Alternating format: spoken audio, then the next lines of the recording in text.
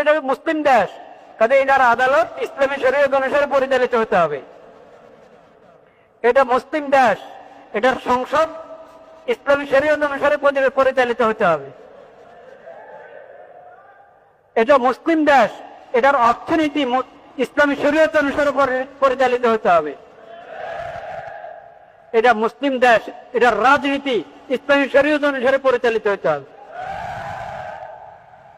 এর উত্তর দিলা না, এর উত্তর দিলা না।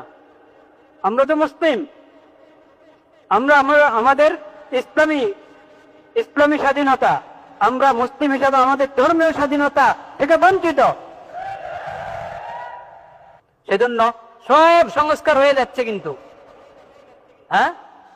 শরীয়ত, ইসলামী শরীয়তের বিশেষজ্ঞদেরকে ছাড়া সমস্ত সংস্কার সংস্কার হয়ে যাচ্ছে। কিন্তু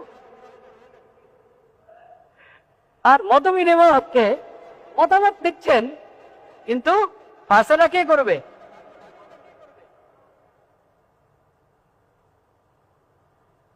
ওটা প্রশ্ন কিনা? সব রাজনৈতিক দল থেকেই লিখছেন, কোন কোন আলেমদেরকেও ডাকা হয়েছে, তারপর মতামত দেন সংস্কারের বিষয়, সংবিধান সংস্কারের বিষয় মতামত।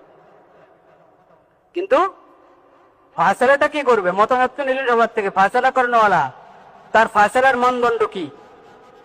তার ফায়সালার মানদণ্ড যেমন প্রফেসর ইউনূস সাহেব, ডক্টর মাননীয় প্রধান উপদেষ্টা যেখানে বসেন, ওনার মাথার উপরে লেখা আছে কি? লা ইলাহা ইল্লাল্লাহ মুহাম্মাদুর রাসূল। যদি সংস্কার সফল সংস্কার করতে চাই, তাহলে মতামত সবার কাছ থেকে নাও, ফায়সালা হবে লা ইলাহা ইল্লাল্লাহ মুহাম্মাদুর রাসূল। ফায়সালা হবে আতিউল্লাহ ওয়া আসিউর রাসূল ওয়া উলি আমরি মিনকুম ফাইন তানাযাতুম ফি শাইইন ফারুদ্দুহু ইলাল্লাহি ওয়া রাসূল। মাজলুম, ঠিক কথা। লাখ লাখ মানুষ মজলুম হচ্ছে,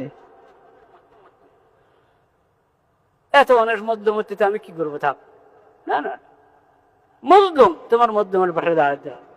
একজন মজলুম হোক আর লাখ মানুষ মজলুম, মজলুমের পাশে তোমাকে দাঁড়াতে হবে। জালেম একজন হোক আর হাজার জন হোক, তার প্রতিবাদ করতে হবে। যদি শক্তি সামর্থ্য থাকে, তাদের হাত ধরতে হবে, জুলুম থেকে বারণ করতে হবে, যার হক নষ্ট করছে তার হক নিয়ে দিতে হবে। এটা ইসলামের শিক্ষা। জালেমের শক্তি বেশি হওয়ার কারণে তার জুলুমের নাম ইনসাফ হয় না শরীয়তে।